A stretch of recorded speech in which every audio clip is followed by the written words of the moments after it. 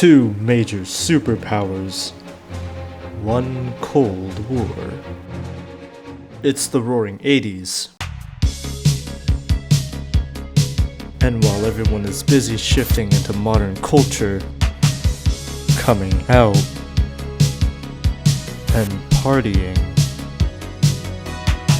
the United States and the Soviet Union were gridlocked in a war to be the best. Both countries developed their own unique weapons to dominate the other on the battlefield. But one candidate stands out from the rest: the sky. The Soviets and the Americans have made it clear the skies are free to whoever owns them. This leaves only one battlefield where no man can own: outer space. But how can space be dominated? Satellites. Cheap, efficient, and rapid deployment. You can launch masses of these in just a single day. Satellites proved extremely effective at deep reconnaissance missions. No air defense can shoot down an object that high. No plane can even come close to one. Or can it? In the 50s, the US tested its first anti-satellite missile, the Bold Orion. The Bold Orion was tested and could intercept a satellite. However, during testing, the weapon could come within only 4 miles of the target satellite. From this distance, only a massive nuclear warhead could intercept the target. This proved unsatisfactory to the US, until research resurfaced in the 80s. A new missile for satellites was designed. This missile would be called the ASAT-135 ASAT.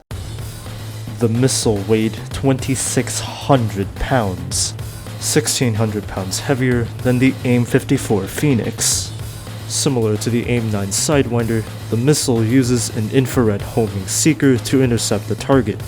But to even get there in the first place, it used a powerful 2-stage rocket booster to propel the weapon up to a speed of Mach 12, giving the ASAT an operational range of 403 miles, with a flight ceiling of 350 miles. The missile uses a different approach to destroying a target. Instead of using an explosive warhead, the ASAT used kinetic energy, ramming into the target with extreme force, severing the target into pieces. All this sounds promising, but there's one thing left to do: put this new weapon to the test.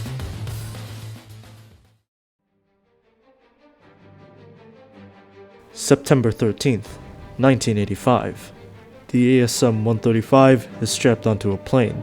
This plane being no other than America's boogeyman of the skies, the F-15 Eagle. The Eagle was specifically chosen for this mission due to its design. Its dual Pratt & Whitney F100 PW100 engines produced more thrust than the entire plane's weight, allowing the aircraft to accelerate even in a vertical climb. The pilot chosen for this mission would be Air Force Major Wilbert Doug Pearson. At 12:40 in the afternoon, the mission begins. The satellite chosen for the mission? An outdated P-71-1 Solwind research satellite. The satellite is cruising at almost 350,000 feet above sea level and moving at 20 times the speed of sound. Pearson reaches the climbing point and pushes the throttle on his Eagle to full afterburner, ripping past the air at Mach 1.22. Pearson pitches the aircraft into a steep 65-degree climb, rapidly moving from 30,000 feet to 35,000 feet, and so on. From here on, Pearson only has seconds to lock the satellite. At 38,000 feet, the missile locked onto the satellite and was automatically launched.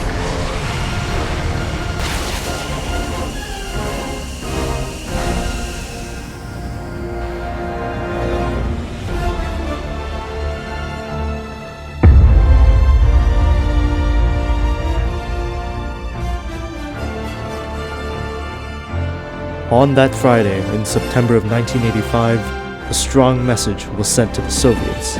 Space can be tamed and overturned by a victor. The United States and the F-15 have once again defied and exceeded what people thought to be impossible. Reach for the stars and bring it down with her.